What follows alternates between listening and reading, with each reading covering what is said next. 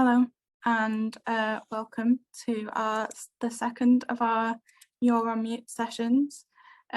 These sessions are produced by FACT Liverpool and they focus on digital engagement with older participants. For those of you who aren't familiar with FACT, we are an art gallery in Liverpool that support and exhibit art and film that embraces new technology and explores digital culture.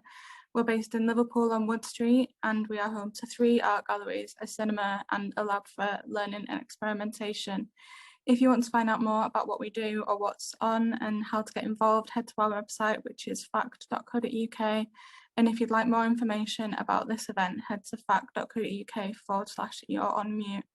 You can also follow us on Twitter, Instagram and Facebook using the handle Fact Liverpool. Our partners for this 3-part series are Younger Art, Happy Older People, National Museums Liverpool and Open Eye Gallery. The series is supported by Arts Council England and the Bearing Foundation. My name is Kate Hughes. I'm the public programme producer at FACT and I'll audio describe myself. So I'm a white woman with brown hair sat in a magnolia room with a painting behind me. I'm delighted to introduce today's session, which will focus on how we can reframe collaboration and exchange in digital spaces to enable inclusivity when working with older people, and will be facilitated by Lara Ratnaraja. I'm going to hand over to her in a moment, but I just want to do a bit of housekeeping. So there will be a dedicated time for Q&As, but feel free to post questions in the chat throughout the session as they come up. There's an option to access closed captions for this session, and you can access those by clicking on the transcript CC button at the bottom of your screen, and then show subtitles. If you've got any technical issues or need a hand, you can message myself or Gina, who's from our marketing team, in the chat. We'll be doing panel presentations, which will be presented, they'll be recorded, and we will be producing a resource as the outcome for this session, which will be available on our website in a few weeks' time. All of our panellists will also audio describe themselves before they present, but you can find out more about their speakers and their work on our event page, which is fact.co.uk/you're-on-mute. I'm going to hand over to Lara now to get started with the session. Thank you. Oh, you're on mute, Lara. Of course I'm on mute. Thanks, Kate, and welcome everyone to the second session in the You're on Mute series from FACT, which I just performed for you.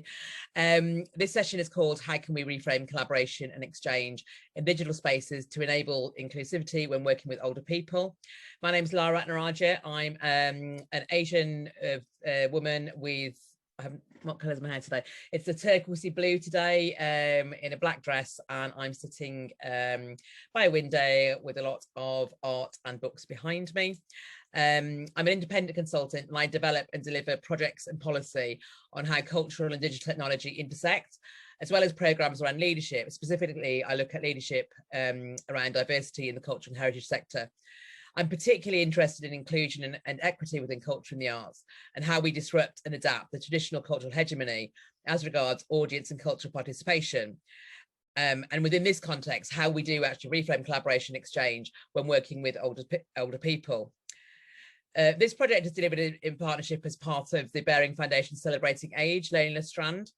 And the Bearing Foundation invited FACT Liverpool and 64 million artists to organise this forum to present, exchange, and reflect on the work around digital engagement with older participants, especially designed for arts educators and practitioners with an interest in digital participatory and engagement projects that work with older people or individuals that are isolated or vulnerable. And to help explore this further, I'm delighted today to be joined by 3 panellists: Sara Harrison, Senior Management, Engagement and Audiences at Arts Council England, the artist Justin Wiggan, and Dinos Aristidou, Artistic Director for Hear Us Out. The format for today is that all of our panellists will present a 10-minute response to the question, relating it to their work and context, and then we'll have a facilitated discussion and a Q&A probably just before 3. So please put your questions in the chat as we go, and if there's a natural break, we'll also ask some questions as we go along. So first of all, I'm delighted to welcome Sara Harrison, who is Senior Manager, Engagement and Audiences and Theatre at Arts Council England. Sara, would you like to come on? Hi everyone, I'm Sara. I am a white woman with short brown hair and black top on. I've currently got a Zoom background of the Tyne Bridge and the Tyne River behind me, as I am based in Newcastle. I've been asked to do a presentation. I'm going to give everybody a kind of brief rundown of what Celebrating Age is, and also touch on the DCMS loneliness programme. And then some aspects of the digital learning that's coming out of Celebrating Age, and then talk a little bit about what that means for Arts Council's investment principles and outcomes and the new strategy. It's not that new anymore, it's quite old now. Let's create. So I'm just going to begin my slides. Need to share screen first. Oh, I don't think I'm allowed to share my screen. Oh, am I? Yes, I am.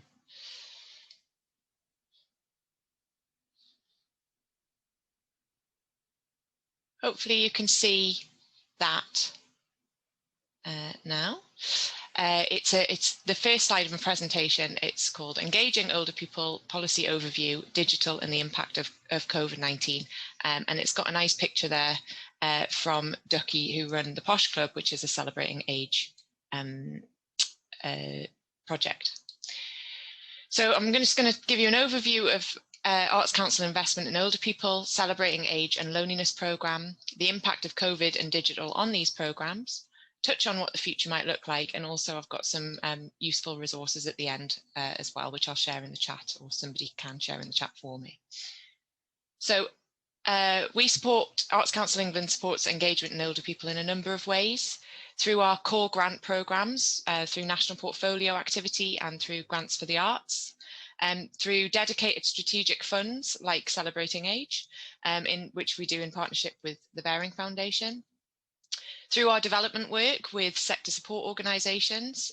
For example, we have recently developed the age-friendly standards with Family Arts Campaign, and through advocacy, commissioning reports, reviews, demonstrating impact of work on older people.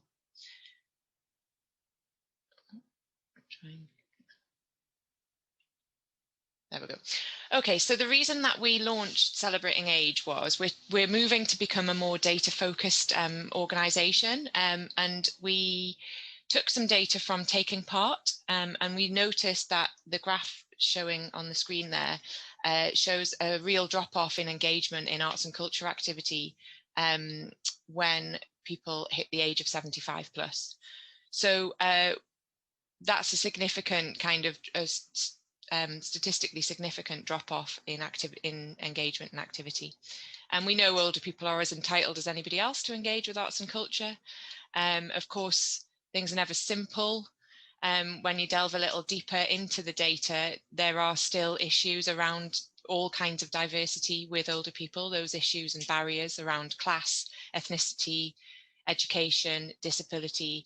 They don't disappear, they're also there, but they are then compounded by things like increased disability and mobility issues, and then things like kind of social isolation, living alone, and this is also compounded by ageism. So we wanted to do something about that. So in 2016, we launched Celebrating Age in partnership with the Bearing Foundation. At that time, Bearing Foundation were specifically looking at older people and how they could help older people. So we did a joint fund, which was £3 million, worth £3 million. We did 2 rounds of this as an open application process, and we funded 32 projects in total. Most of those projects are now complete, with some due to finish in 2021 and 2020. Last year was, for everyone, a crazy year, and the pandemic meant that most of the projects who had been working directly and face-to-face with older people, especially those in care homes, had to really quickly flip activity and deliver that digitally. Imogen Blood Associates are our evaluation partner for Celebrating Age, and they recently released some mini reports around the impact of COVID on Celebrating Age projects. And there's a link there, and I'll also share that at the end. We've also recently had some additional funding from DCMS, which was allocated to Celebrating Age projects and to Creative People and Places projects to tackle social isolation during lockdown. And that was a winter project, so it was between February this year, and those projects should be finishing activity in mid-June.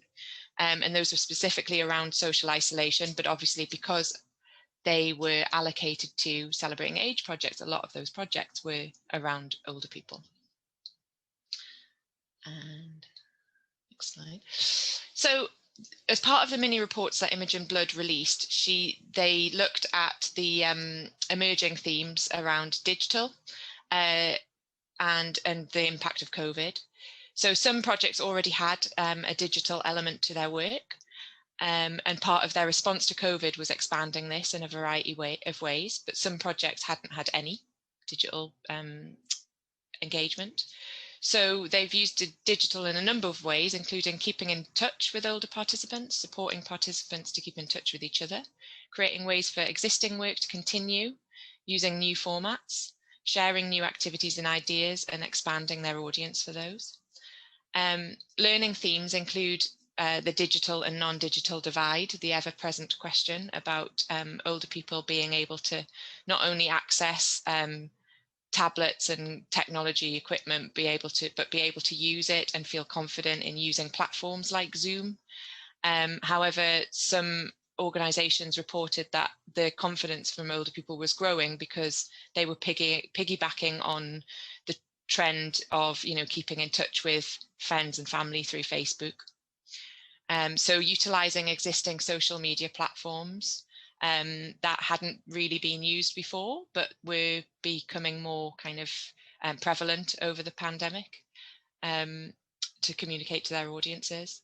There is retention of the current audiences that they were working with face-to-face, and by audiences I mean participants really as well.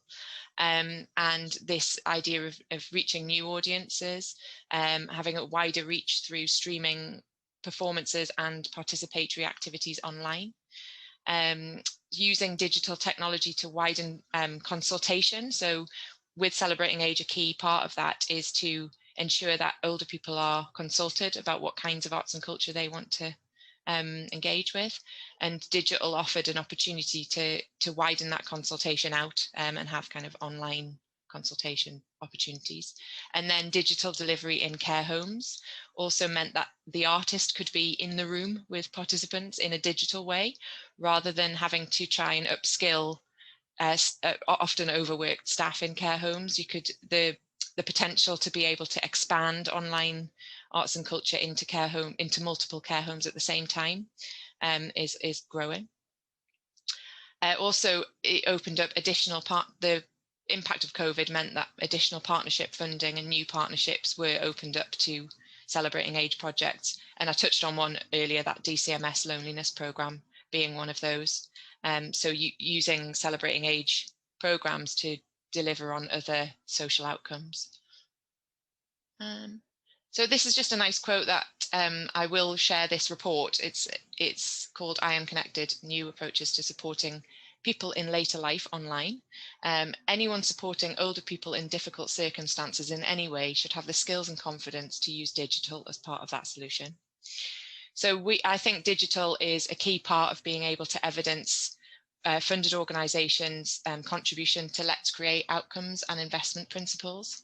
Whilst it's certainly not going to replace the live experience, I would expect digital activity to become an integral tool in a suite of tools to enable organisations and individuals that are funded by Arts Council England to deliver against our outcomes. And when you look at our investment principles, inclusivity and relevance, dynamism, environmental responsibility, and ambition and quality, all four of those investment principles, I think digital sits very clearly within trying to achieve those. And I'm going to just share the last couple of slides with the additional resources there that I mentioned earlier. So the Celebrating Age mini reports are there, age-friendly standards. We've got Arts Council England's Digital Culture Network. If you didn't know about them, I highly recommend getting in touch with them. They can support you on digital work, the ACE investment principles, and then some of the reports that I've referred to during the presentation, and audience agencies research into digital. And that's it, that's the end. Back to you, Lara. Thank you very much, Sarah. And I think all of these links we put in the chat as well, won't they, Gina? Yes, I think they're all going in the chat as well. We're going to take some questions and we're going to have a discussion a bit later, because I think there's quite a lot there that was really interesting, especially around retention versus new audience. And I think there's a bit of a misperception around the digital divide. But I just wanted to pick up on something. You explained really well what the rationale was for celebrating age.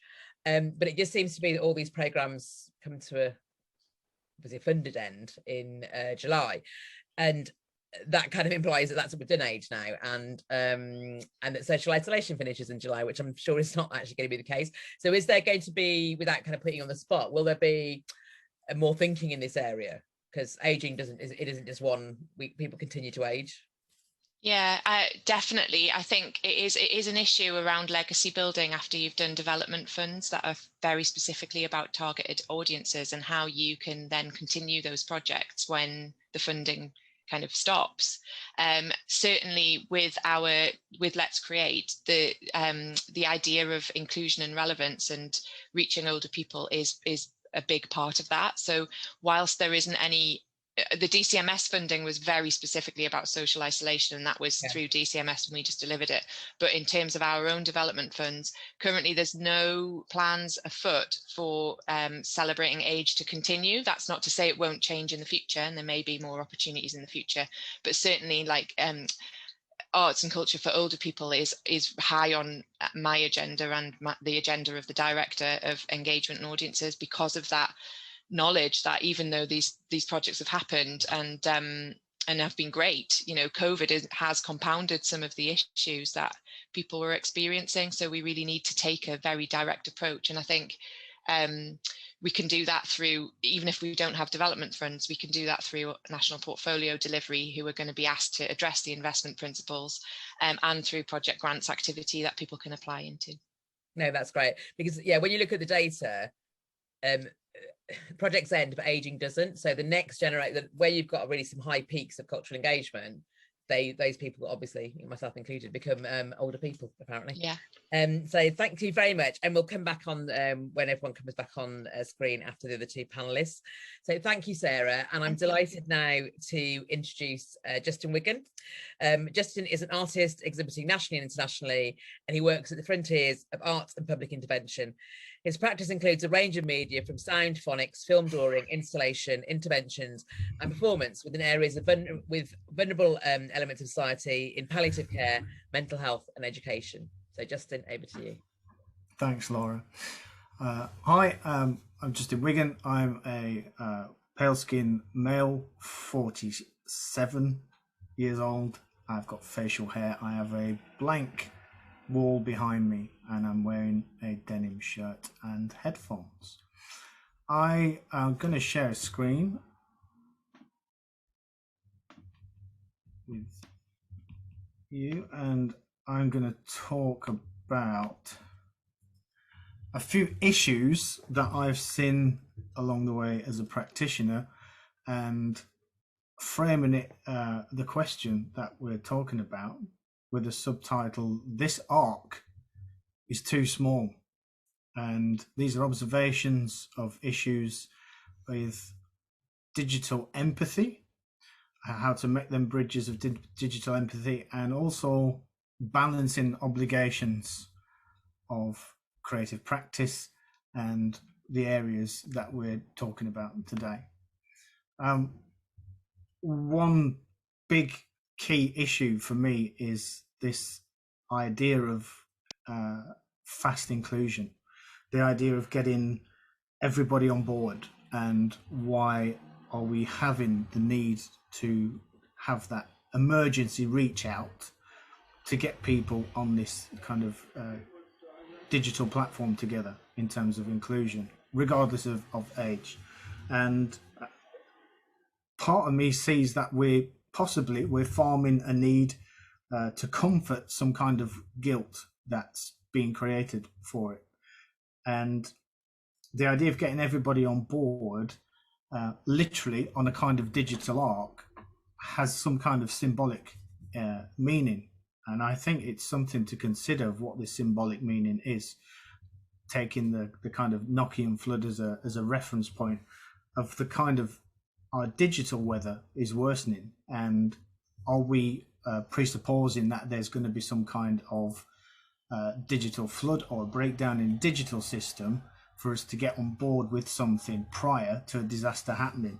And there's elements of preservation about what we're talking about.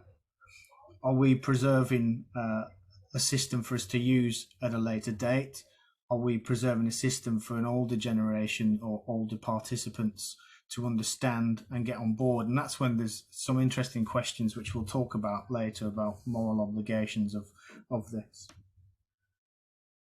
Another observation I see with what we're talking about is another parallel of the transition in the film world when it went from silent film into talkies, and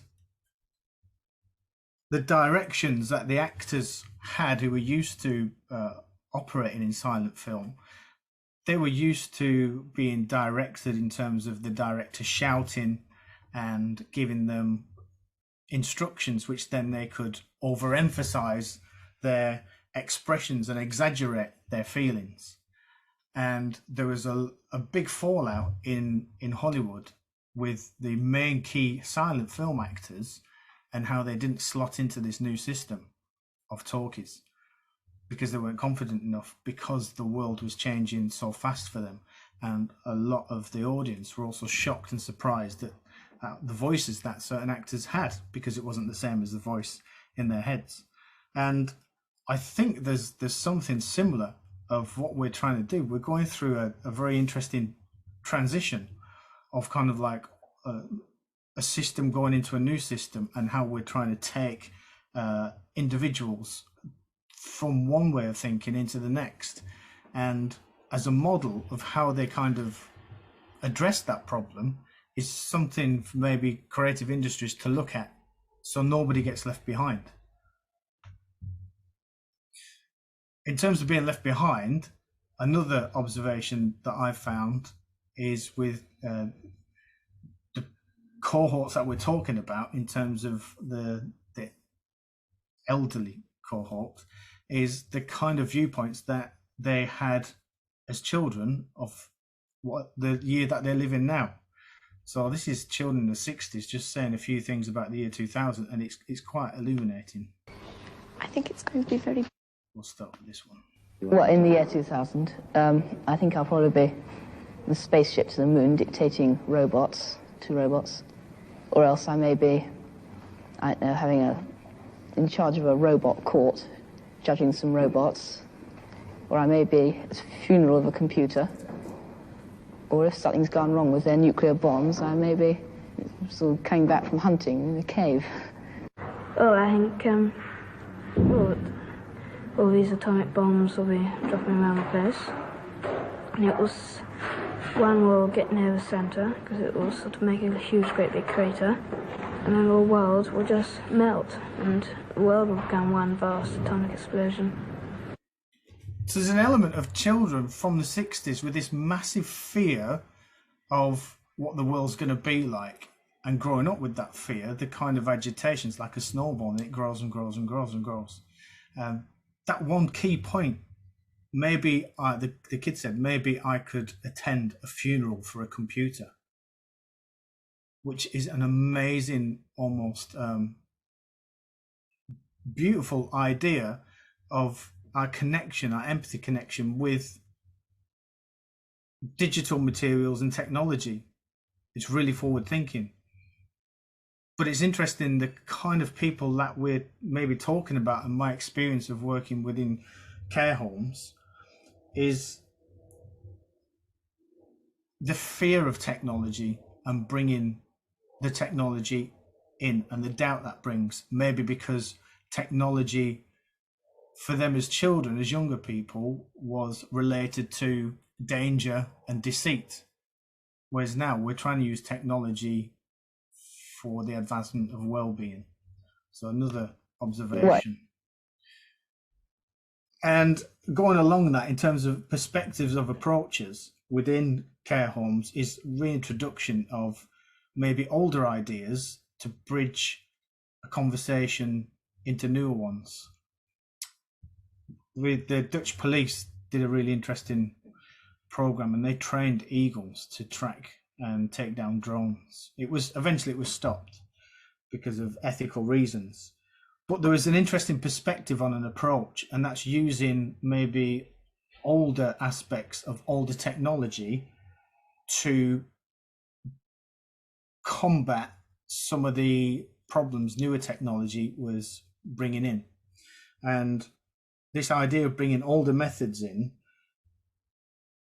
is almost trying to combat a system, because one of the things I've noticed as an artist working with technology and well-being with elderly groups and participants is there is many different layers to get through before even your concept or idea can be taken on board. And there are many different levels is something which it needs to be embedded to gain trust first of all. But then there's a series of gatekeepers, whether that is hospital management, red tape system, hospice management, families, carers. You kind of peeling back these different layers to get to the participant to find out what they want, what they need. But there's a gap, and that gap seems to be a kind of protective wall. I've made a point here of gatekeepers being an issue, but also as an artist, we have best intentions to kind of reach out and think that our concepts are going to be for the benefit of certain individuals or vulnerable groups. And you're combating a system with maybe somebody not necessarily interested in the concept behind it because they're looking forward to their shandy and watching Philip Schofield on a massive flat screen TV and singing a few songs. And it's important to embed them interests of Philip Schofield and shandy and singing songs and twist that idea so there's kind of like a morphing of an eagle and a drone kind of scenario. And also the idea of why we're doing this. The future does not need us. We have kind of issues of technological slavery, and why is a question to be asked. What's our motivation? What's our obligation to do this? And I've been thinking about this for quite some time, of once we strip everything back, once we go past that curtain, once we meet the Wizard of Oz and we find out how these things are working, are we going to be disappointed, or are we going to find out that we've been looking in the wrong directions? Because there's something really sobering about working in hospices and working with people in palliative care. And I was shocked for the first couple of years working in palliative care and working in dementia homes. One of the more sobering things for me was realizing that I was expecting people to be enjoying kind of maybe references to being a child in World War II and bunkers and let's listen to some Vera Lynn and being really naive about it, when the age group in dementia homes and people with Alzheimer's is shortening. So there's people actually asking to do work and reminiscence work around Duran Duran and wanting to listen to Hungry Like a Wolf. And it dawned on me that I'm entering into that gap.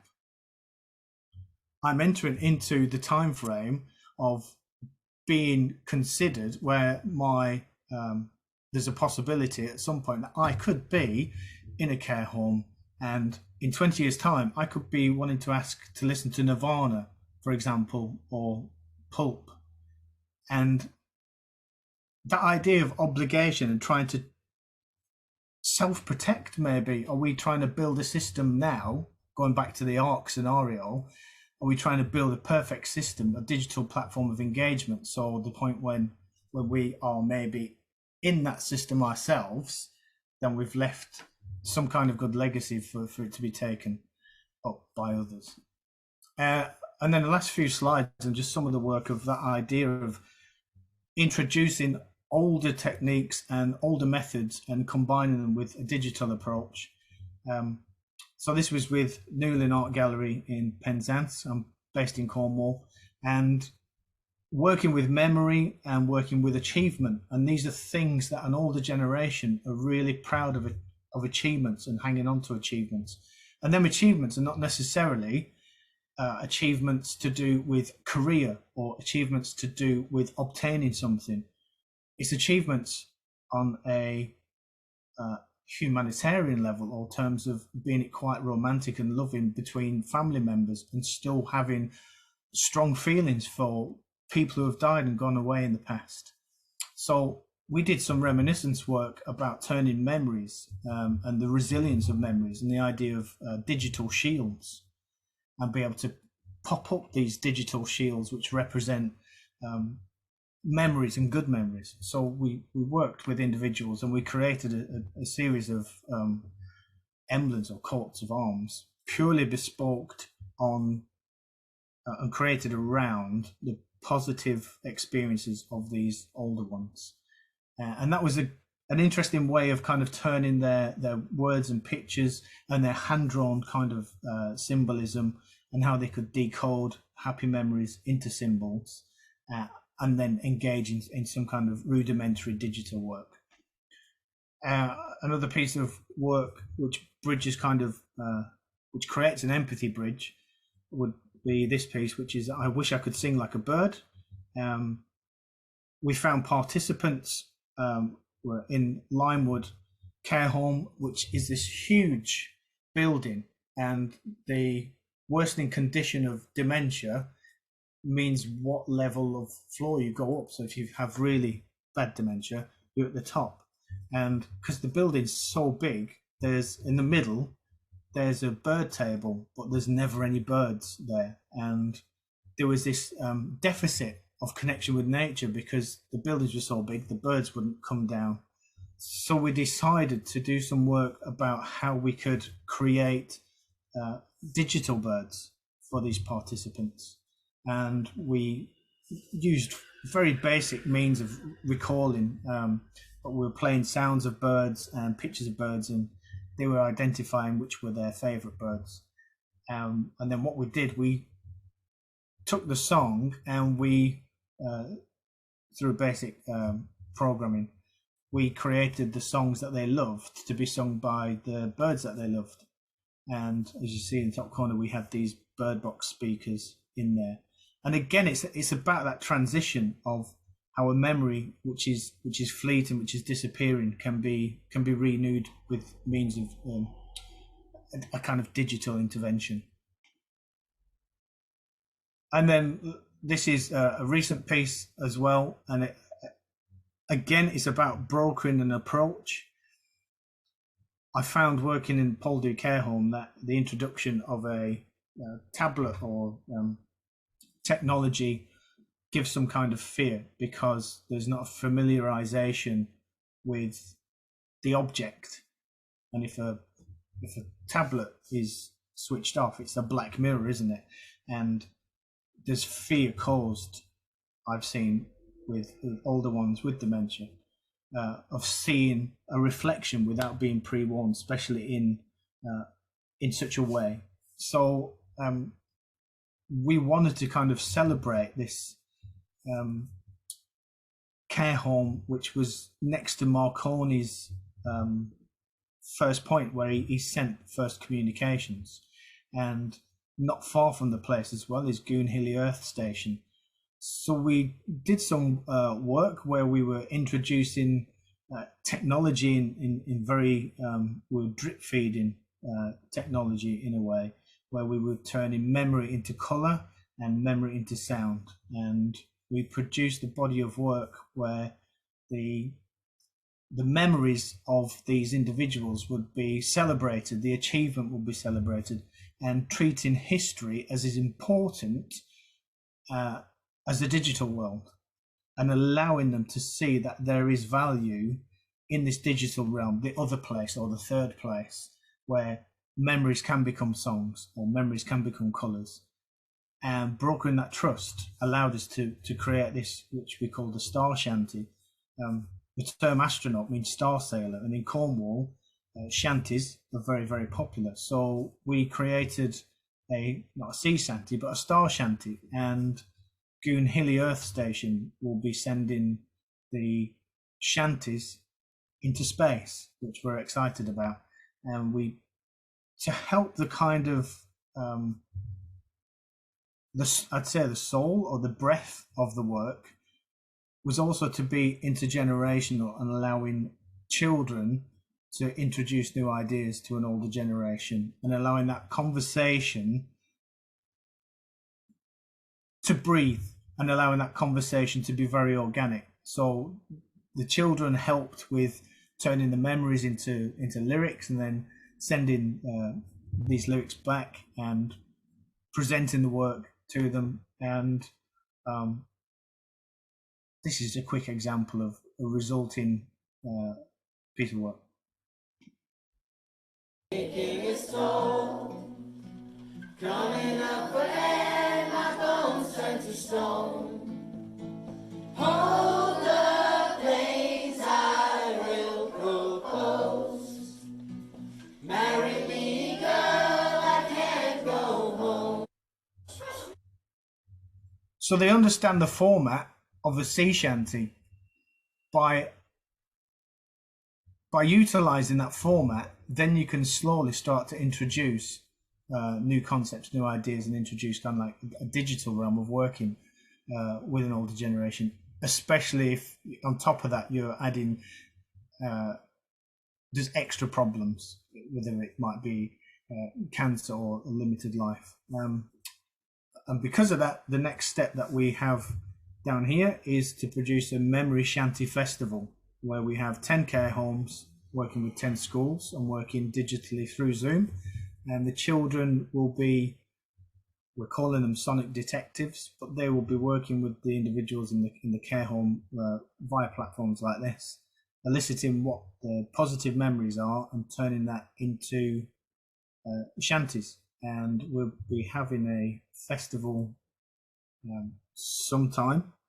But the idea is that this festival is a digital festival where the children will perform in screens, and that will be sent around the care homes around about Cornwall. There's a kind of a strap line to kind of finish on this, and that's going back to that original statement of is this arc too small? And I could see the digital system, how we're using it in terms of creative practice and a well-being practice, collapsing because of we're being forced in the kind of way of working because of COVID, and maybe it's not allowed to think that we have to build another space, and that other space is that empathy bridge. That's the third space. We have the physical space and then the digital avatar kind of space, the digital workstation. But it's about building that empathetic bridge and using that empathetic data that both sides can understand and value, but also honouring the obligation of why we want to do this for people, and are we going about it in the right way? So I've just seen a series of just more questions and more problems and more issues, but with kind of conferences like this and as grouping together, then I'm sure we can come to some suitable answers. Thank you. Thank you so much, Justin. There's a lot there, and it's all really interesting. And I want to just ask a very quick question. I like what you said about fast inclusion, because one thing that the pandemic and subsequent lockdown showed us is there was lots of things we were told we couldn't do for the last God knows how many years, and then all of a sudden we could. And a lot of those barriers got taken away. So I think there's been a really fundamental shift in how people work, even using Zoom or doing events like this. You talked a bit about the gatekeeping, but I suppose as an artist, what do you think how has that influenced your kind of practice and how you work? And I know you're obviously reflecting on you having to work in a certain kind of way because of COVID at the moment, but are there kind of really Are there at the moment on reflection really top line things that you're doing now that you'd want to keep working? Yeah, I think it's down to looking at lines of communication and clarity, but that communicate within that system, the care home system, for example, I've found that have to be consistent in gaining trust before every workshop, even though the gatekeepers might see the value of it, but there's still elements of, because they have so many other things to care about for these individuals. So it's about, unfortunately, selling an idea that the art experience or the gifting of being part of this collaborative process of working together is just as important as watching Philip Schofield and having Chandler. And I keep saying that, but that's what I see all the time, and that's kind of like competition of how do you slot into that, and how does that individual in the care home see that working in terms of them understanding value. So primarily it's about pushing that value button all the time, or build a bigger arc. Building a bigger arc. Justin, thank you very much. We'll have more from you later. But finally, I'm going to introduce Dinos Aristidou, who is Artistic Director for Hear Us Out, a digital verbatim production and series of events working with older people and the collective stories of older LGBTQ+ people in the Southeast. Dinos. Hi, thank you. I'm Dinos Aristidou. I'm a 56-year-old white Anglo-Cypriot man, and I've got very short hair, or I'm balding, and I'm sitting against a white background wearing a kind of bluey grey shirt. And I'm going to tell you about the Hear Us Out project, which started off as a verbatim theatre production, which was going to be live, celebrating the stories of older LGBTQ+ people in the Southeast. And over the 2-year period that we were going to be working, there was going to be lots of different ways that older participants could engage, either as storytellers, giving us their stories, story collectors, playmakers, or performers. So there was a whole range of different ways of engaging. I think the principles of the project right from the beginning are really important in terms of what actually happened in the end, because of course we couldn't go to the live performance that was due to be last September. We had to kind of in March go digital. And so the principles really were threefold. One was the kind of the Here I Am principle, which was a celebration of now. Here I am now, and this is what I have to kind of offer the project. The second was my story, so the past that has brought me to this point, and a celebration of those stories of struggle or survival or celebration, whatever people wanted to contribute. And the last was Who Might I Be, which was a celebration of the development of my skills as an artist. So in effect, whoever kind of engaged with the project, there was always, alongside that, some sort of package of artistic training, developing each of the participants in some way artistically, whether that was how to collect a story or how to work with a story or how to respond to a story with creative writing. There was always that sense of development and learning that was built into the project right from the beginning. We were quite, I suppose, mindful that we didn't want this to be a reminiscence project, because we wanted to, I suppose, place the participants in a space where they were looking towards their future as continuing to develop, and to find new forms to tell stories and share stories. The method we were using right from the beginning was the kind of headphone theatre. And the way that works is that you collect a story from someone who was older about their experiences. And that story, through a number of strategies and a number of techniques, is an uninterrupted story. So it's not an interview, it's a person speaking for 2, 3, 4, 5 minutes, sharing a particular experience. That then is taken and given to a performer by audio, and the performer works with audio text rather than written text. So the play, in effect, or the monologues or the stories, are played in the participants, the performer's ear. That's rehearsed, that's directed, costumed, lit, etc. And then they perform it as they hear it. So from the very beginning, there was a technological aspect to the whole project, because it was about working with audio. So it was about how, where do you record, how do you get a good recording, what do you do with that recording, did that recording need any editing, did that recording need any production? So the participants, who were story gatherers and playmakers, as we called them, and there were different people involved with each of those processes, had to engage with that. The practice itself is quite complicated, because it's difficult to hear yourself speak while at the same time speaking in others' voice. But built into it is this idea of being authentic and channeling the other person's story. And so there was very much a focus on this idea of the responsibilities that you have to presenting someone else's story.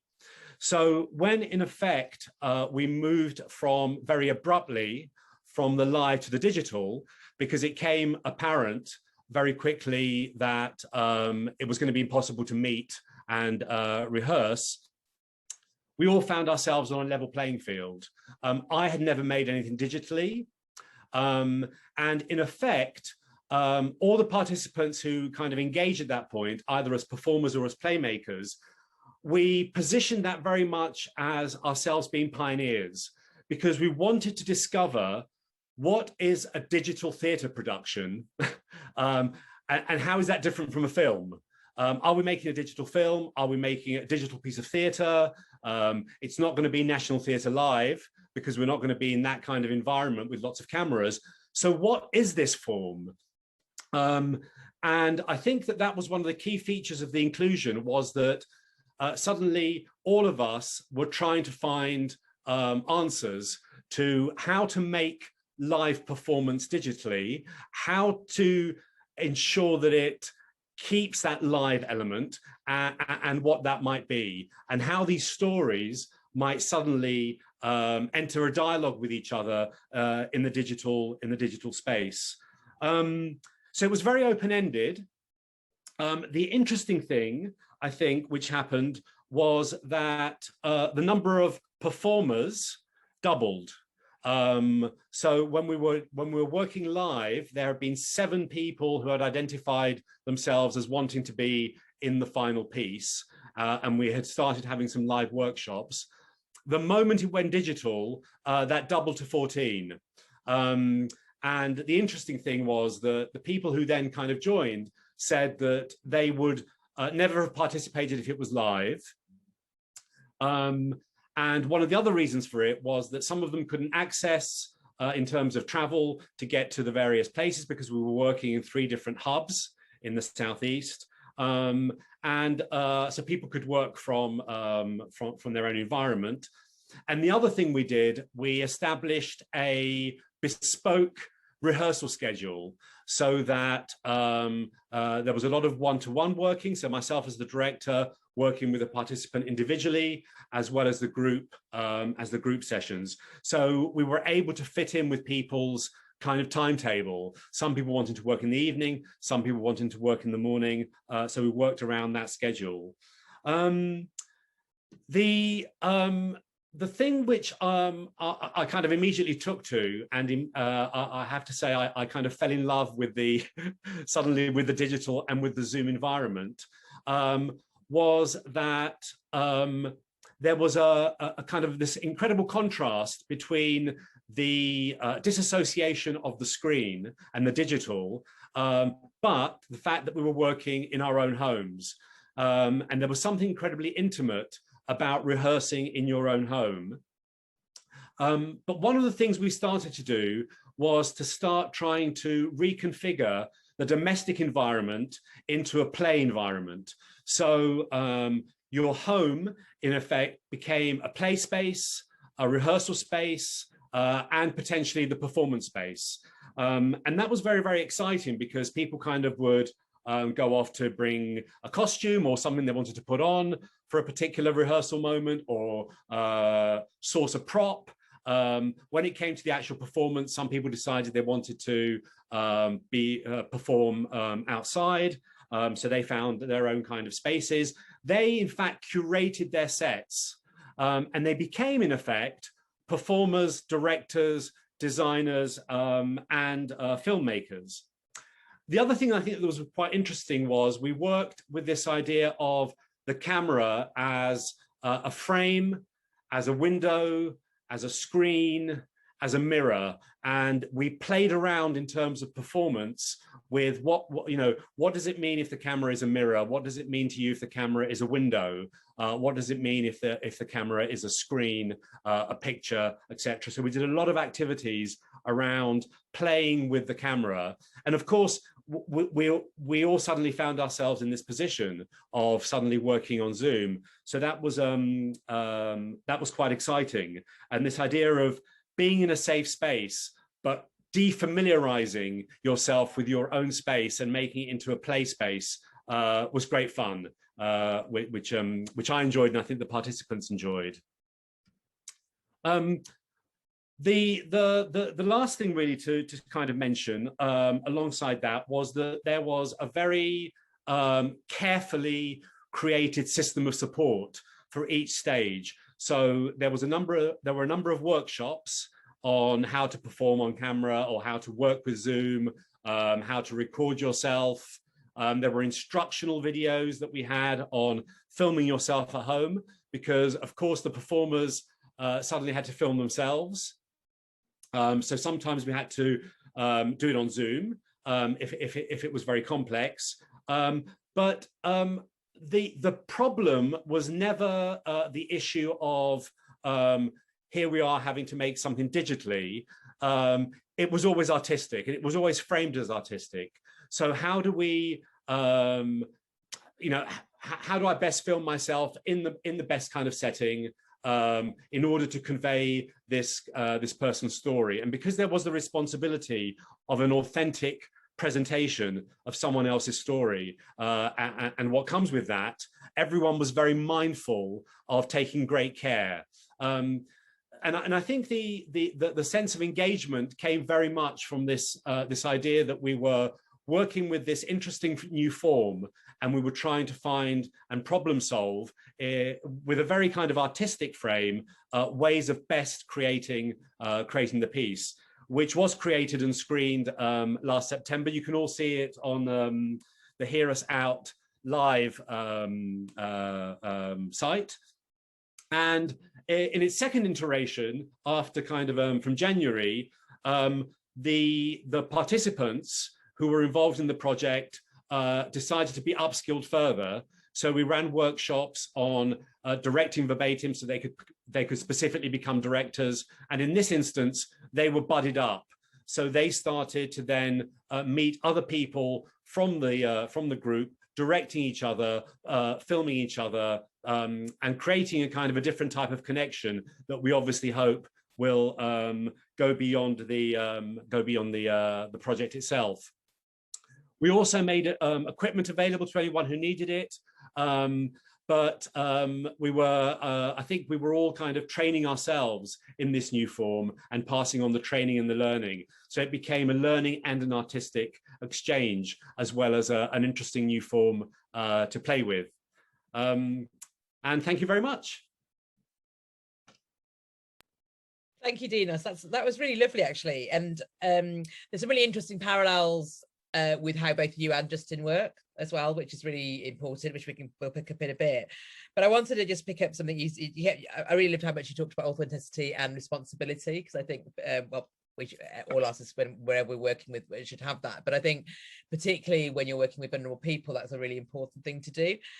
And again, I really liked how you were all in it together. You know, it was a level playing field in terms of digital. So same question I asked Justin, really. What would you want to keep, I suppose, in how you've started to work during lockdown? I mean, obviously there was a way you got forced into it, but was there kind of a methodology and some thinking at the moment that you're thinking about how will you apply that going forward? I mean, I think it's now kind of infiltrated all of my work because I've suddenly discovered, I think, a method of collaboration that engages people who would never have been able to come into the room. I mean, I love live theatre and I love working with people in the live environment. I've just finished a project working with kind of young blind and vision impaired performers and young actors from across Wales in all sorts of different places. And I'm doing a project with 60 young people, a verbatim project around the world in different countries, sharing stories and performing these stories that would never have happened outside of this kind of moment of technological discovery. So I think I will probably keep that methodology. And also, I think I've tried to develop myself strategies regarding how do you make this feel like a communal space? So when we're all meeting in a workshop environment, for example, I always insist that we're on gallery view so that everyone sees everyone, and also creating lots of activities that involve responding to either sound from someone else or movement from someone else so that we feel we're in the same room. So I think that finding, well, specifically around theatre practice, collaboratively creating original theatre digitally, what does that mean and what are the strategies for that are something that's kind of become embedded now in my work. That's fantastic, actually, and that's really interesting. I'm going to ask Sarah and Justin to come back on camera as well. And just while they're coming up on camera, Gina or Kate, could you we're getting asked in the chat, Meta and Amparo, about some links. Oh, there you go. Thank you, Kate. That was very quick. And also, Meta wanted to know the hashtags for social media. If you have any, and the Twitter for facts actually would probably be quite useful in the chat. Thanks, Amparo.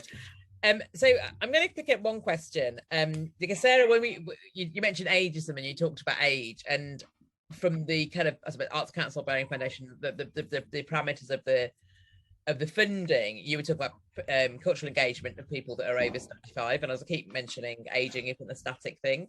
And Justin and I are going to be in a care, and by the looking at Dino, we will all be in a care home together listening to Nirvana as far as I can work out. And I didn't realise how old I was until vaccinations. So that's how you find out you're old and you're apparently vulnerable, is when you get called up early for your vaccination. So also I find out how old most of my friends are, and some have been lying about their ages. So there's an interesting thing about how we perceive age and what do we mean by old. And we talked about this a bit when we were prepping.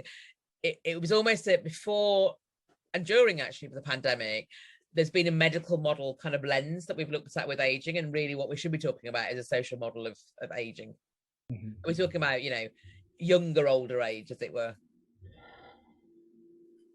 Yeah, definitely. I mean, the way we worked with the 75 plus age group was because that was where the significant drop off in engagement was, and that was purely what we were looking at. But we also kind of acknowledged that in order to prevent that drop off happening, you do have to work with a younger age group as well to try and get them engaged earlier on. And it's kind of across, it's not just age that's the barrier, is it? Let's face it. It's like I said in the presentation, it's a lot of other factors that are then therefore compounded by age, and they cross over into kind of health and well-being issues, social isolation issues, disability, mobility, lack of access to transport.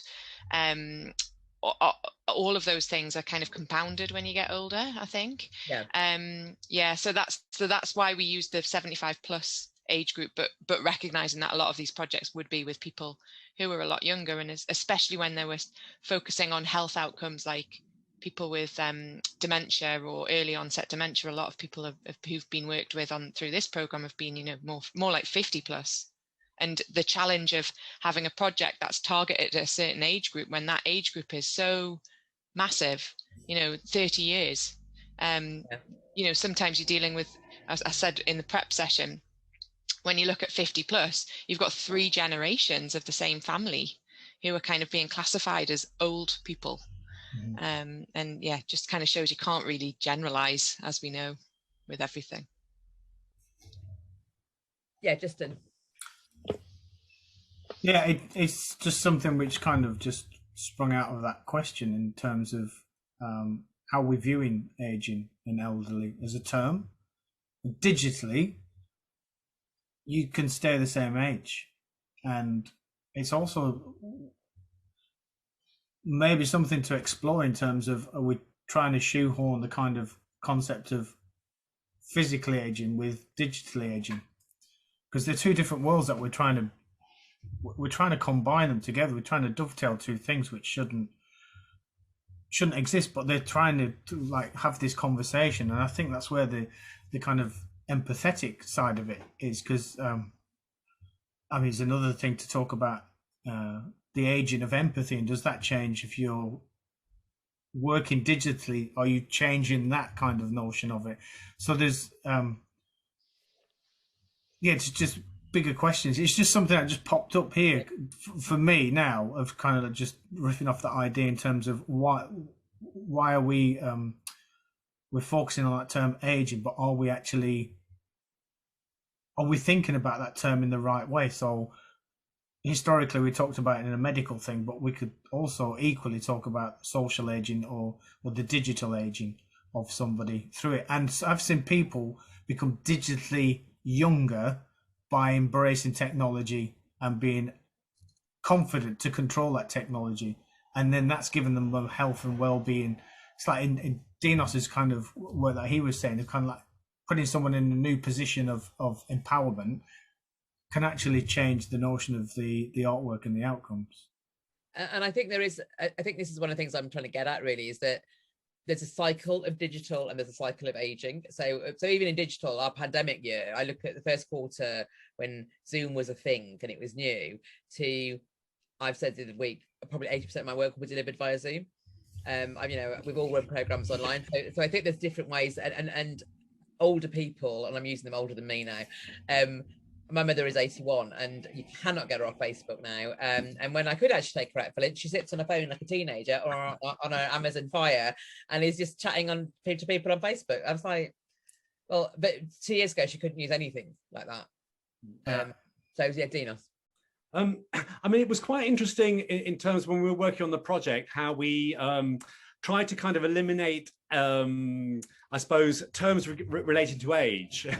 And we kind of borrowed the kind of, are you an emerging artist? Are you a kind of a developed artist? Are you a beginner artist? So we kind of got people to reframe themselves within an artistic frame rather than an age frame, which was quite interesting. Because, when it came to the digital, I was a beginner artist. Whereas when it became to the verbatim theatre, I would say that I'm a kind of a developed artist.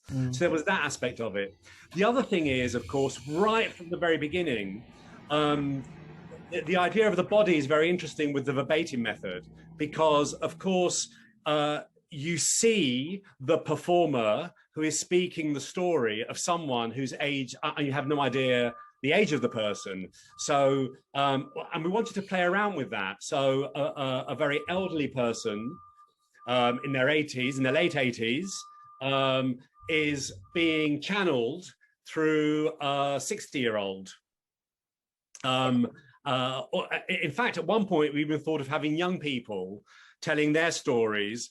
So you then have an older person, a 70-year-old, telling the story of a 16-year-old, and a 16-year-old telling the story of an 80-year-old. So the optics of the verbatim were in our favor, in effect, because you suddenly had to listen to the words in order to figure out who the person was, what their age was, and where they were.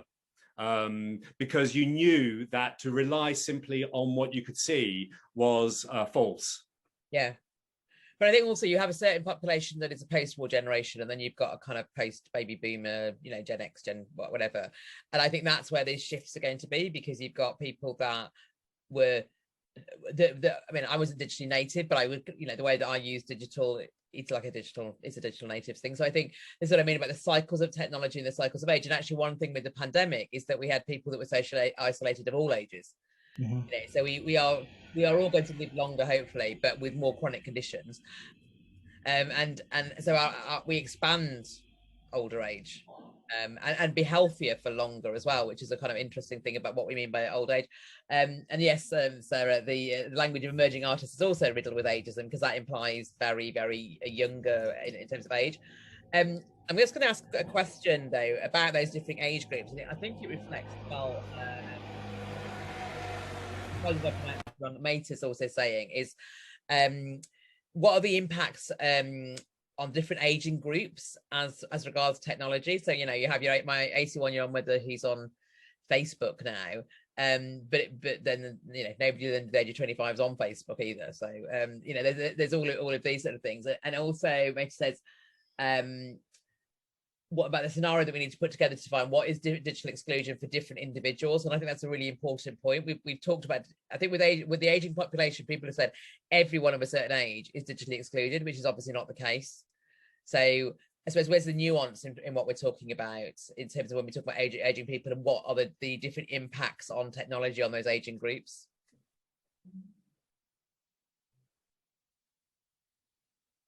Justin. Just referring to the idea of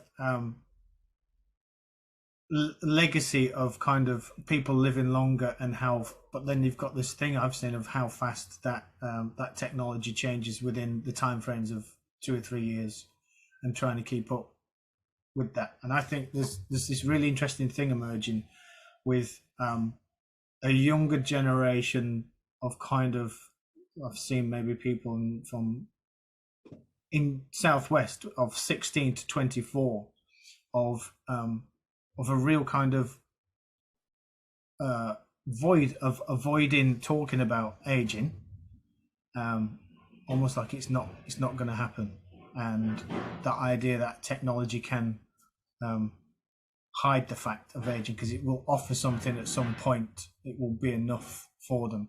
And because of that, there's this gap in the Southwest I've noticed of not engaging with technology in a creative way than what maybe you should expect a generation like that to be doing. So there's that age idea of technology and the impact of technology and digital realms going towards older people.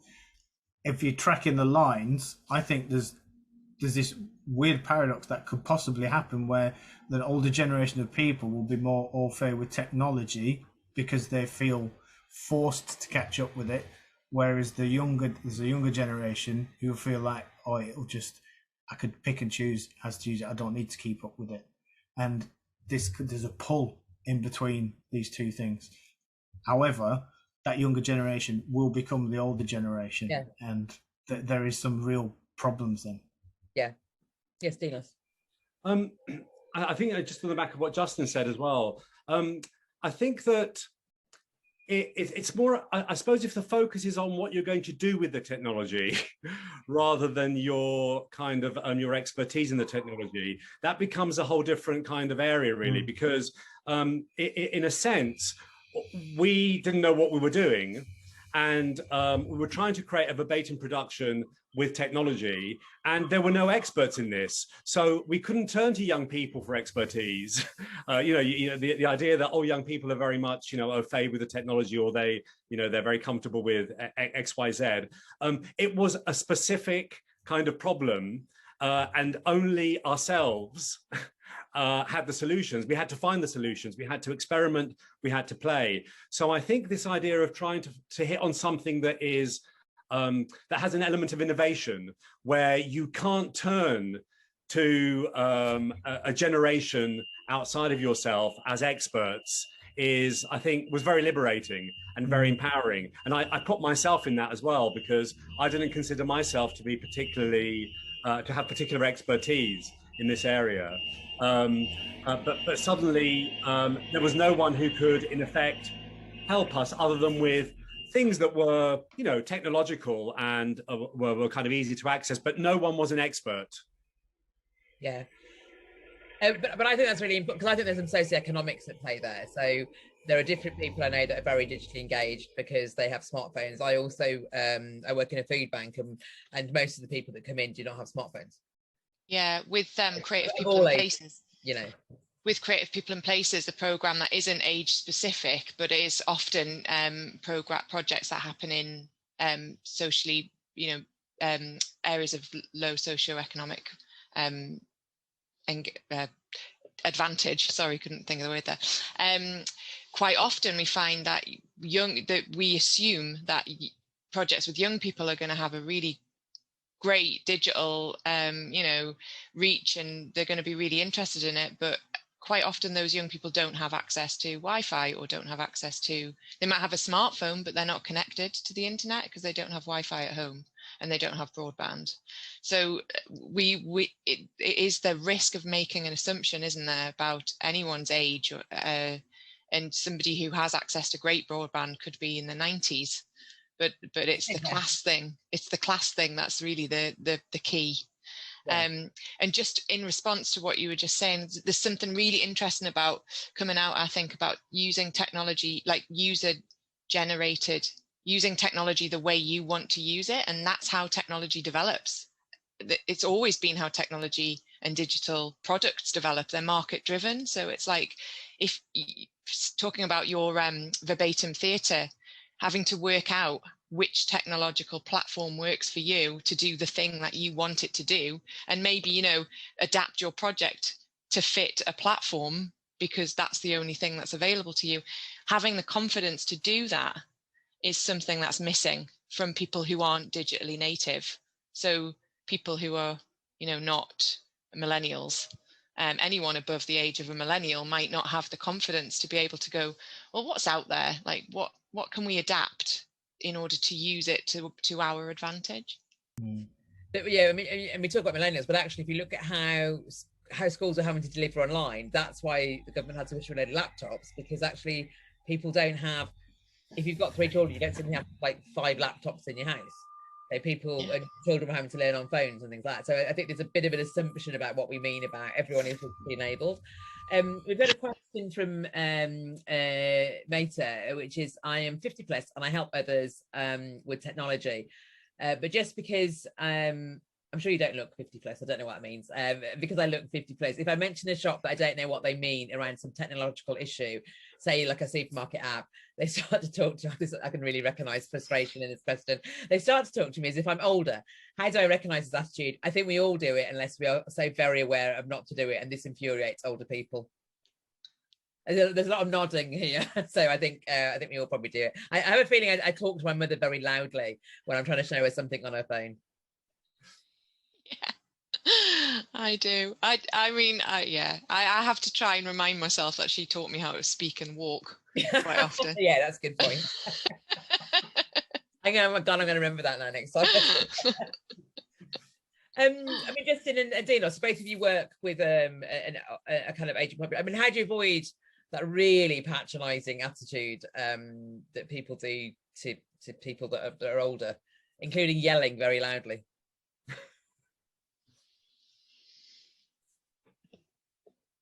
I mean, you talked about responsibility and care, and I think it's another aspect of that. Yeah, there's also, I'm very interested generally, even in work with kind of young people, in what it means to make art with kindness. In fact, some years ago, we had some funding on a different project to look into that. What does it mean to make art kindly? And one of the beautiful things about this project, I have to say, was time. There was a lot of time, and that really allowed us over 2 years to be really mindful and really careful, and not to, because I think some of that patronizing sometimes happens when you're feeling under pressure, and something has to be done very quickly, and there's no time for us to learn, or you know, I mean, we had great trouble, myself included, not with the kind of the digital kind of Zoom platform, but actually with the audio devices on which we were going to record the original stories. because there were all sorts of problems around, you know, putting stories on people's phones. Some people didn't have phones, so we had to buy equipment, etc., etc., etc. I think time is really important, because you can then have time to really engage with what people most need, what you most need, how to kind of establish a situation of true collaboration where you can share that need and feel safe, and to learn together. And learning takes time. So I think that I think that was avoided partly because there wasn't any necessity at any point to take a shortcut. Yeah. I didn't have to explain to someone how to film themselves on Zoom in half an hour. I had 3 months. So I think that was really, really key. And I mean, Justin, you talked about the, like, you know, how to be an empathy bridge. So is that part of it as well? Sorry, say that again. You just cut out. You referenced being an empathy bridge. Yeah, as a kind of the bridge of empathy between your stakeholders and gatekeepers.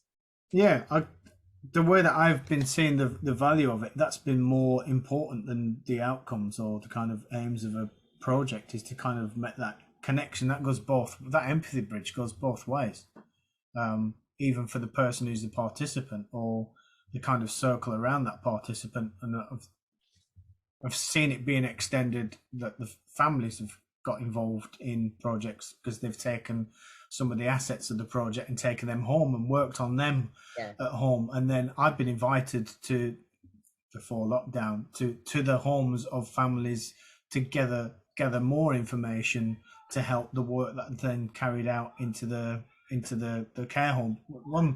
One thing to kind of observe is kind of how you can turn that the kind of empathy area of it, and of kind of the transformation of that through objects. And I've found, I don't want to use the term hiding, but I'm going to do hiding technology in older technology. So some of the work I was carrying out in Poldu Care Home with the Star Shanty work, with the with tablets and things like that, it just wasn't going anywhere. I introduced a Baker Bakelite phone, the old dial phones. It was just they got the project because they were giving and receiving information actually in front of me through the phone, and we were phoning each other using this fake phone line, really, and just talking to each other next to each other. But it's understanding how that empathy bridge can be part theatre, which this was, in terms of delivering, and then there's less chance to patronise, because I think the patronising comes from frustration. It doesn't come from somebody maybe thinking they're better than others, but it's the frustration of time frames, which Dinos has mentioned. And you know, the short amounts of funding means got to get outcomes quicker, and you don't get to sit in that conversation, which is really important, of developing that work. So this kind of empathy bridge can take many forms of either digital data or theatrical objects. Yeah, but I think that comes back to the point that you made as well, Dinos, is that one of the things that the lockdown did is we could do things over a longer period of time instead of rushing to that. You know, the fast inclusion that you were talking about, Justin, is that actually we've been allowed not to have the answers as well, and that the process, and I like that idea of the process being part of the practice, it's allowed to be iterative, and it's been allowed to be flow. And I was just thinking, you know, when we look at what the question was about, kind of how do we reframe collaboration, exchange in digital spaces, there's a lot of work that happens in the cultural sector where it's produced by an artist or by an organisation, and we expect generally people from marginalised or minoritized or underrepresented groups to engage with the culture on how that institution or that person thinks it should look like. And it's a very westernized way. I can go on about this for a long time, but I won't. And so are we looking about this, are we looking at this the wrong way around? Are we expecting older people to say, this is what culture looks like, and you will engage with it in our terms, on our platforms, using this digital platform? And I think you mentioned this last time we were prepping, Justin, is how do we incorporate a much more user-led design within this? How do we use digital that engenders a much more inclusive way of practice? And how do we do it with time and with care and with responsibility? Because to me, this seems like it's a new way of making work as well. Yeah. There's something interesting, and Justin mentioned this during our pre-meet, and it's in that report actually that I shared in my presentation about that, just the idea that some older people and some younger people of any age might just not want to engage with arts and culture online, might just not want to do anything digital, and that's okay. And actually during the pandemic, I haven't wanted to engage in arts and culture online or digitally. I just haven't. It's like really been quite a strong reaction I've had about it, and I'm a high engager, and I have just not wanted to do that. And it's being allowed to kind of say that's all right if they don't want to do it, and they're allowed to not want to do it, and they can say and as long as they've got a way of saying what they want to do, and you're able to adapt your project to try and accommodate those things, then it doesn't have to be digital. Whilst it can be an element of a project and it can be a tool to help you achieve whatever you want to achieve, it shouldn't be the first and foremost thing. It's got to be a digital project. Yeah, there's an element of the digital shrine, isn't there, in any kind of things that we're talking about here, that there should be the digital shrine where everything comes to that point. But that understanding of allowance of it's okay, like you say, Sarah, it's okay not to do this. You don't have to do this. Equally is an important part of that conversation, because if you unlock why someone doesn't want to do it, then what you're offering could also be molded by that information. Yeah.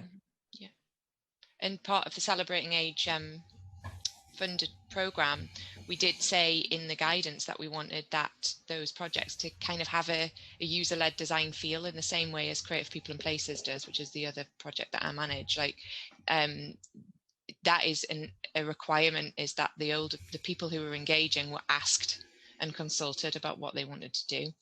And during the pandemic, there was no way of delivering face-to-face with people, so it became a necessity, and it was like a utility, wasn't it, having digital access, and that's okay, and it's been good to see what people have learned from that experience. Yes, Dinos. I mean, I think just related to that, I think it has something to do as well with the spirit of a project and kind of the principles that you set out right from the beginning. With our project, we had what was called a festival group, which was about 17 or 18 people who guided the entire process right from the start, who kind of shaped the areas we're going to be looking at, who some participated in other aspects, but they were kind of like a steering group, but artistic rather than organizational. So it was very much kind of, I think, user framed and created. And right from the beginning, there was this sense of, as I mentioned earlier, the pioneering, which is what is the best way to tell people stories using this practice.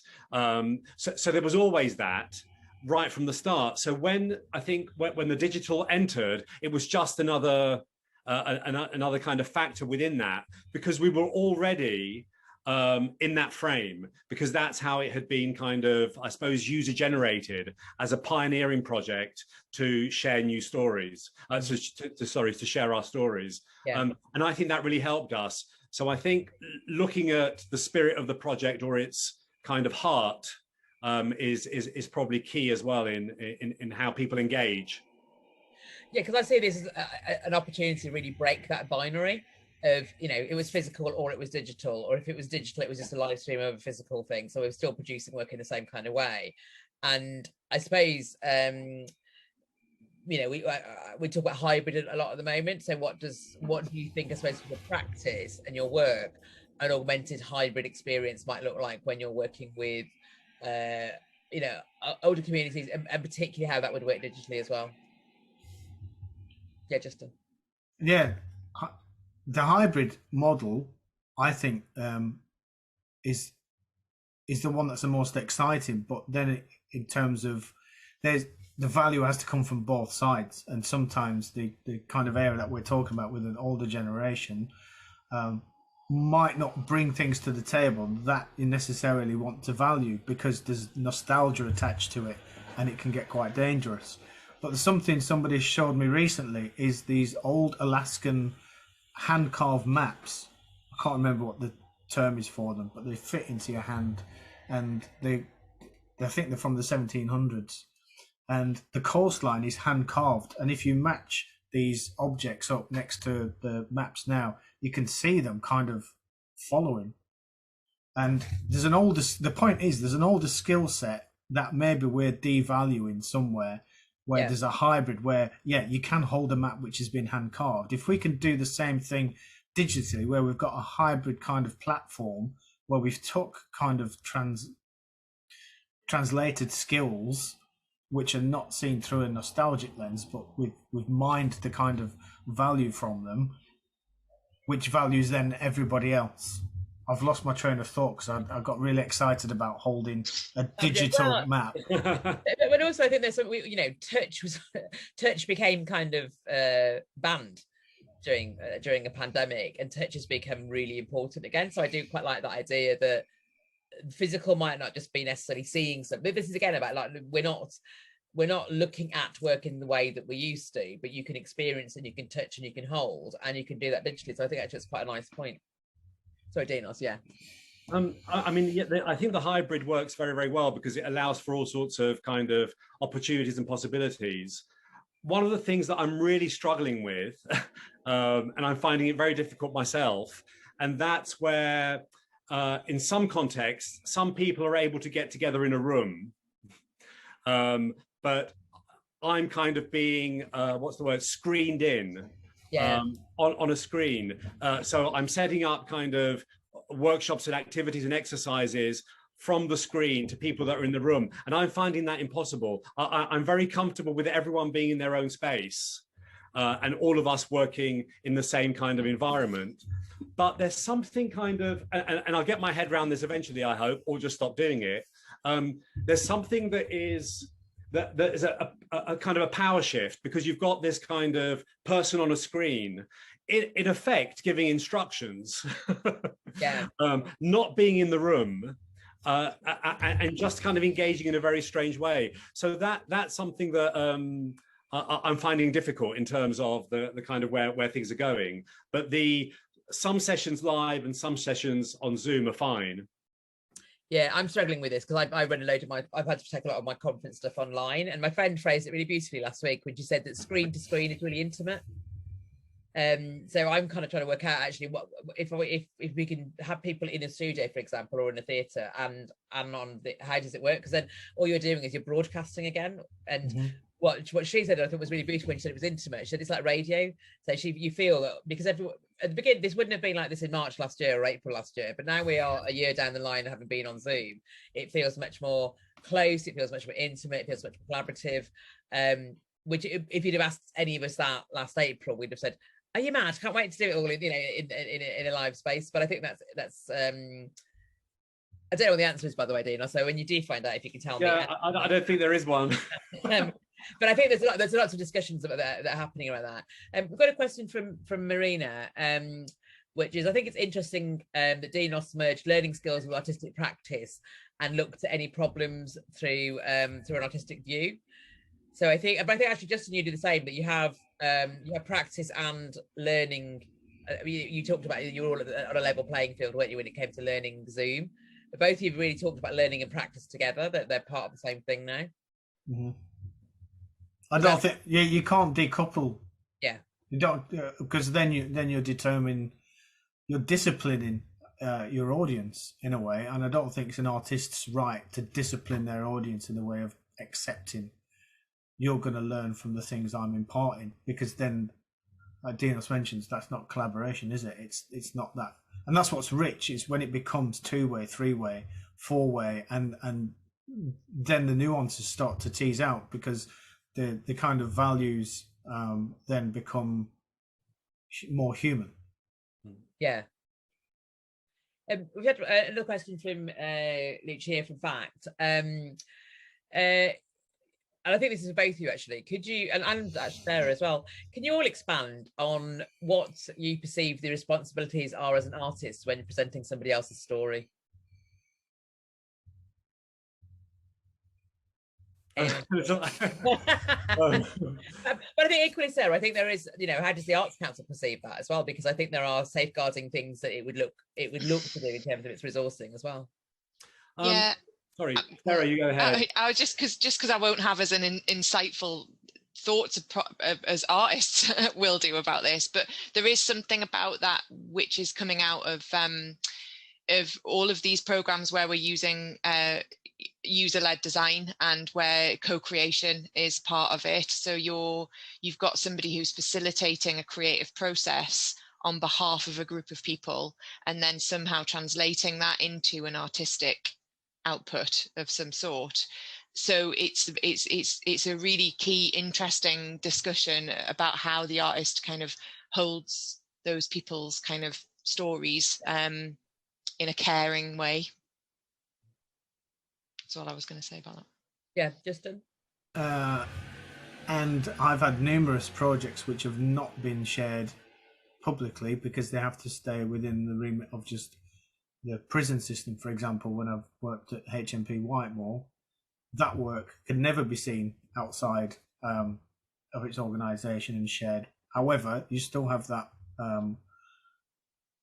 I think the obligation goes through with empathy and not wanting to manipulate outcomes or present something in a way which would dishonour that moral obligation. I think majority of artists do have a very strong moral code in terms of being delicate with people's life stories and wanting to honour that through that collaborative process. So that's why everything is all kind of really closely entwined with each other, and you have to be very careful.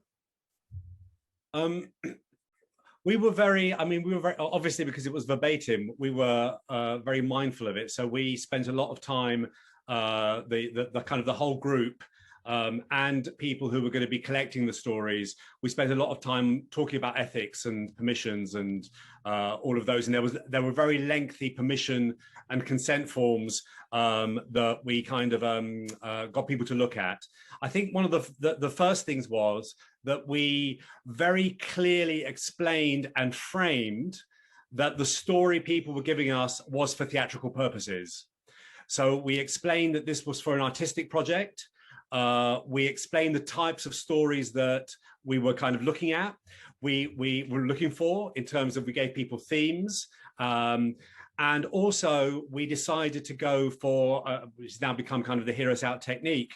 We decided to go not for interview, but for uninterrupted story.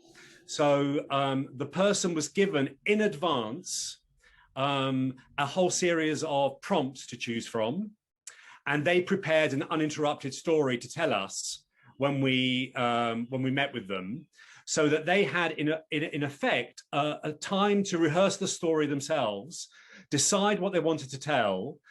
We also gave them story structures so that they could kind of find a way to frame the story. You know, here's some tactics, some techniques.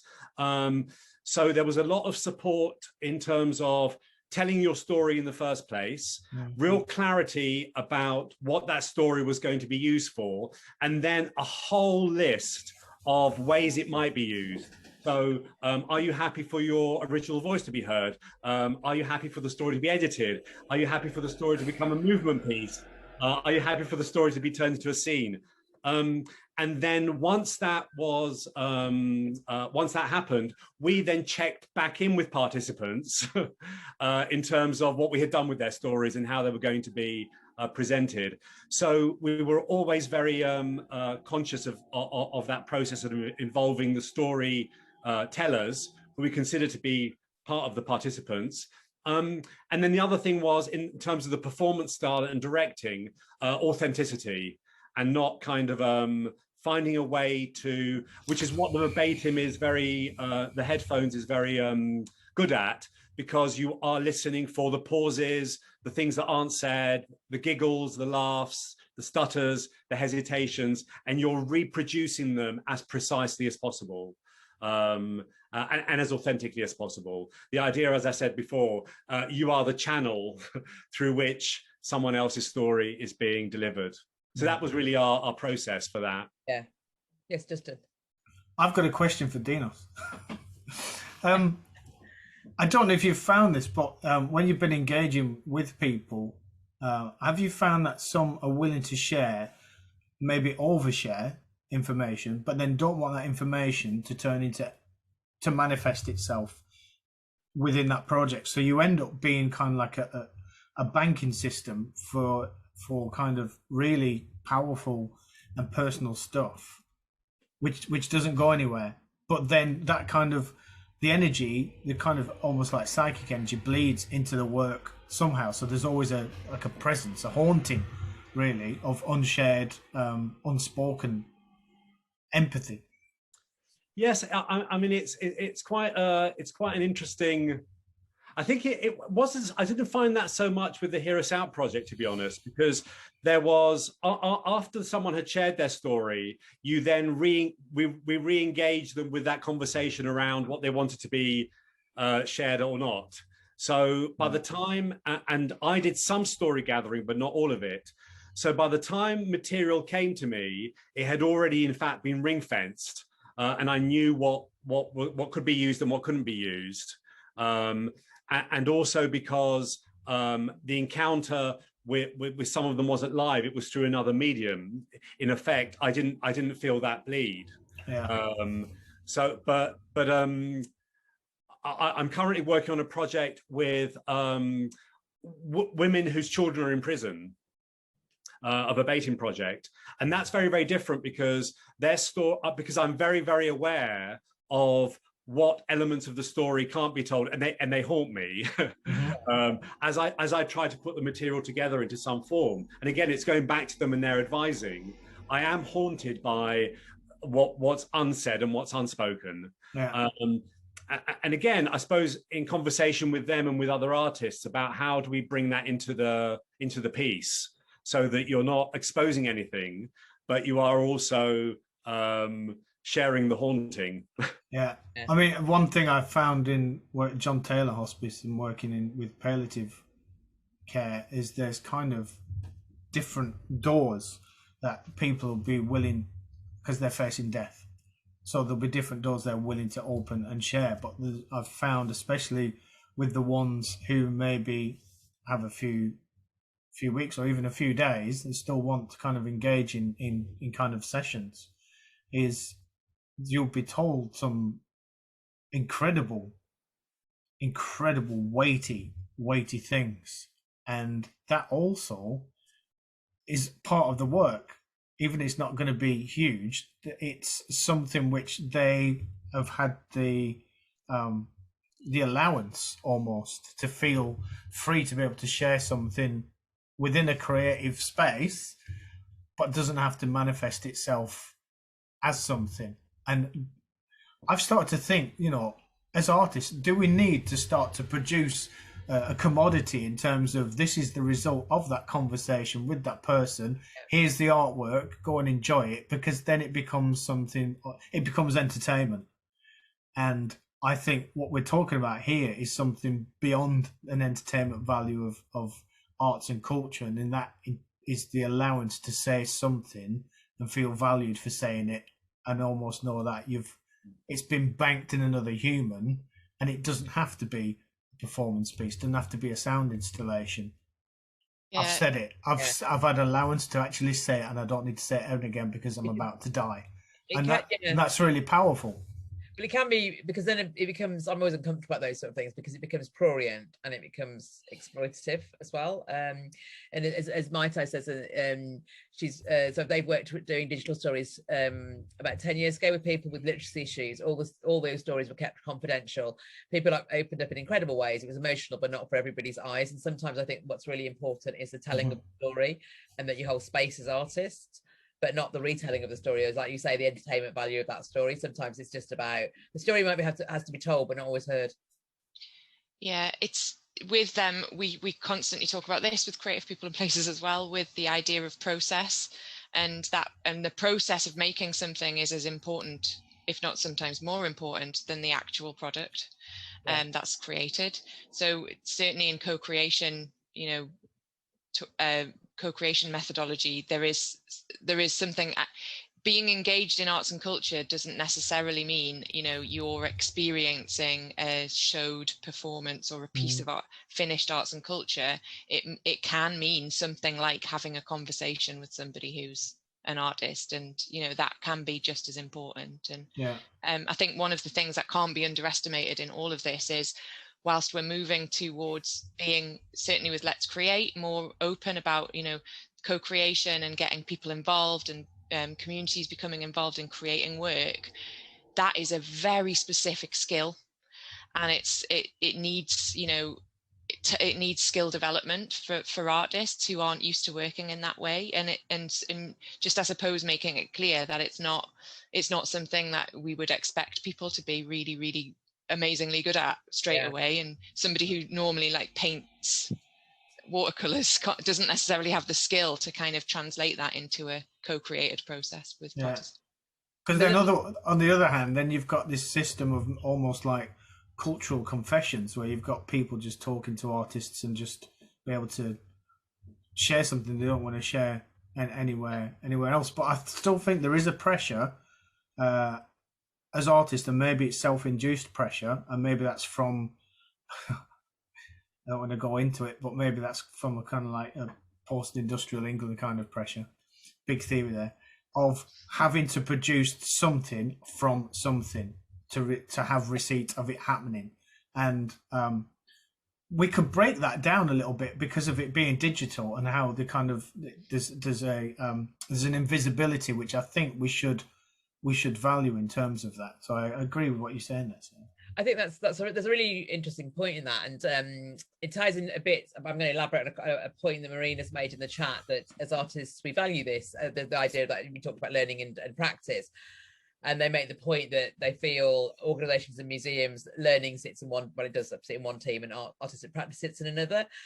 But in all the way you've just talked about, that we're working in very different ways, not just digitally, but in terms of holding space, not everything having to have an output. I suppose, what do you think will need to happen, both with art? I don't want it to be artists versus organisations or organisations versus artists, because I don't think that's helpful.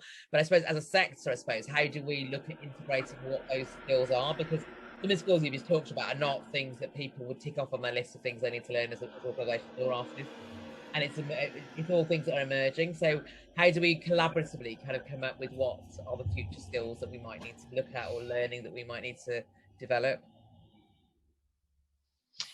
I mean, I can answer that in the way that we are supporting that like throughout the next year, actually, because we're concentrating on the inclusivity and relevance principle from investment principle from Let's Create, and a big part of that is being able to co-create and having those skills available, and being able to utilize them. So a big part of that is we are producing a lot of kind of resources around supporting artists to upskill in that sense, and there will be some podcasts around co-creation coming out soon, and the resources from Creative People and Places as well, really, really helpful, because they do that as a matter of course. And you can apply all of this to any kind of target audience. So it's, you know, communities of people can be communities of older people. Mm-hmm. I think that's a really good point. I think just to add to that, and I don't know if Gina or Kate could put a link to the Creative People and Places resources, because I sometimes think in this sector people don't look at the resources that they think don't apply to them. I use those resources are excellent, and they're just a really interesting way of looking at how people have worked in projects which you might not have thought, well, because you don't work on Creative People Places, they're not for you. But there's some really good resources actually on the Arts Council. I'm not just saying that, but there are some really good resources on the Arts Council website, including all the Creative People and Places resources as well. Sorry, so I just interrupted Justin, I think. No, it was Dinos. Oh, no, I was just going to say that when I a lot of my experience before this project, before the Hear Us Out, was with young people. I've worked a lot with young people, and my own personal curiosity with the project as well, apart from the fact that I'm aging, LGBTQ, all of those things, and so I was also dealing with my own kind of reflections on the process, which was very rich, and learning from others. I was quite curious, and still am, on the rules of engagement and whether the rules of engagement that I found highly successful with young people could be kind of rolled out across other projects and across other ways of working. So I started off with that and found that very, obviously, you know, changing and adapting, but the heart of it. And I think that there is something about participant-centered practice. I think if you've got the participant at the center, whether it's a young person or an older person, that's got to be the starting point in terms of how we operate as artists, how we operate as in learning department, whatever the kind of the area is. It's how do you make this experience participant-centered? Yeah. And then to work out from that. And that was, I suppose, my learning and the areas where the kind of the older and the younger kind of overlapped was I wanted the same things. I wanted people kind of coming out of experiences feeling empowered, feeling able to speak what they wanted to speak in a way that they had kind of discovered maybe was more convenient for them or easier for them or more interesting for them, with new skills, regardless of age. So those principles I think helped me to figure out what my practice was going to be by constantly looking away from myself to that center and saying, okay, what's my relationship to that? And how do I kind of service that? And that was very exciting, I think, and liberating. Justin? Yeah, going off the Dinos's point there, to invite that allowance for even younger ones or older ones to express what do they want, how do they want to express themselves. Sometimes I've seen that it's too overwhelming because some have never been put in a position where they've been asked, what do you want? What do you need? What is, you know, what is your world? And that idea of rushing things quickly or getting things done and including everything all at once sometimes can miss off them individuals that don't know how to put them words together, don't know how to kind of engage with that question. So there's also this importance in terms of being incremental in journeying together, I think, which is worth considering if we're talking about how sectors helping each other. People in one sector might be able to do something quite easily, and that doesn't nest with another sector. So there has to be a willingness to travel together to the same point. But unfortunately, I think we live in a superstructure where there is competition, on different levels, and we need to strip away that competition, I think.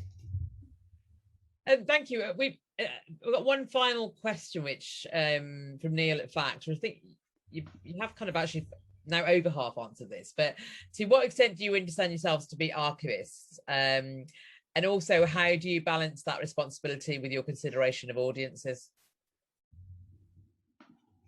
The sneaky two questions there, Neil, by the way. Justin. Archivist, maybe an emotional archivist, presenting and banking work and representing kind of human life as a new archive for others to reflect on their kind of lives. At the moment, I'm trying to just redefine what it is that I actually do, and it goes beyond being an artist. Because of these new areas of working, it's almost, I'm using the phrase renewable mental health and looking at the kind of crises that we're all facing and how a creative practitioner that uses human memory and emotions and archives it and translates that and gives it back. But the outcomes of it is, I'm more interested in kind of how those archives become well-being resources to aid resilience now, and that pushes the idea of how important arts and culture is, and it should be frontline, but it's not. It's treated still in certain sectors as entertainment, but it's so much more than being entertainment, because it's actually pushes the resilience of communities and us as as humans on the planet. So yeah, that's a good question. Archivist, emotional archivist. I love emotion. Maybe. Dinos. Well, on a practical level, obviously collecting all these stories, and we collected 32 stories, that was a big issue of where are they going to be kept and what do you do once we've got them and the project finishes. So we did kind of have lots of conversations with the people who gave their stories, and we are going to be keeping them all as part of an archive. We're talking to an archive here in Brighton about keeping the stories that people wanted to keep, because they're incredible, powerful social history. But more generally, I suppose, is that I don't think I am the archivist. I think that probably the way I think of myself is offering receptacles in which a kind of a variety of receptacles in which people can contain their stories. So in effect, I think that they're creating the archive, and they're also having they're having a say in how that archive is put together and in dialogue with all the other bits of archive. So I suppose I don't know what I am. But yes, I don't think I'm a collector. I think the trouble with the word archive is it has a really colonialist kind of lens, and it's a very Western and it's a very patriarchal lens. Again, don't start me up on these things. So that's a whole other fact can run. But I'm working on a project actually with the Audience Agency around digitally democratizing archives. So I think when you talk about what you two do, it's reframing again what the notion of an archive is. It's more about living rather than archives. I always think of a repository where you put stuff and only certain people with privilege have access to it, and I don't think that's what we're doing here. I'm gonna put the phrase empathy librarians. I like that. That's what we are, Dinos. We're not artists now. We're empathy librarians. So there you go, Neil. They are the empathy librarians and archivists. I think we're coming to a natural end to that. That was fascinating. I thought we would be wrapping up early, and we are possibly going to go over time. I would really like to say thank you to Sara, to Dinos, and to Justin for just being excellent panelists. To Fact and 61 Million Artists for hosting this. Kate, were you going to come on and wrap up, or do you want to mention the resource, or shall I? I can mention the resource. So as you know, we're making a set of resources as a result of these sessions, and we would really like to have some input from people that have attended the session. So if you do have any thoughts, please feel free to email learning@fact.co.uk. I'll copy and paste that email address into the chat as well. I think points like Maita just made about a really good point, actually. Adult literacy has many answers of how to work with adults, and it runs parallel with digital literacy. So I think there's a lot of other things where we can learn from the education sector particularly, but other sectors that are working in these fields, and health, actually, how health is actually working in this. Everyone, it's learning@fact.co.uk. Yeah, so feel free to email us there, and you can also give feedback on our digital survey about the event and how it was run, and the content. You can do this by heading to fact.co.uk/digital survey, or by tweeting us at fact_Liverpool and using the hashtag #YourOnMute. Thanks again. Thanks to all of our panelists. My cat Zoom bomb. I don't know what's wrong with him today, but he's been really. I've got another one here. They've been really needy today. Obviously, had a lot of thoughts on the subject. I have Lou Reed and Ziggy Stardust, and they are now famous on Zoom. But they obviously had a lot of things to talk about. Thank you, everyone. That's been really useful. Thank you so much, also, for the really thoughtful comments and questions. And it was really interesting, actually, just to get the feedback from people as we went through, because it's been really. It's really, really useful to shape some of the day. And thank you so much to Fact as well. Thank you, Kate. Thank you, Lucia, and to Gina as well for all the support today. Yeah. So thank you. Thank you very much. Thanks, everyone. Thank you. Bye. Thank you all.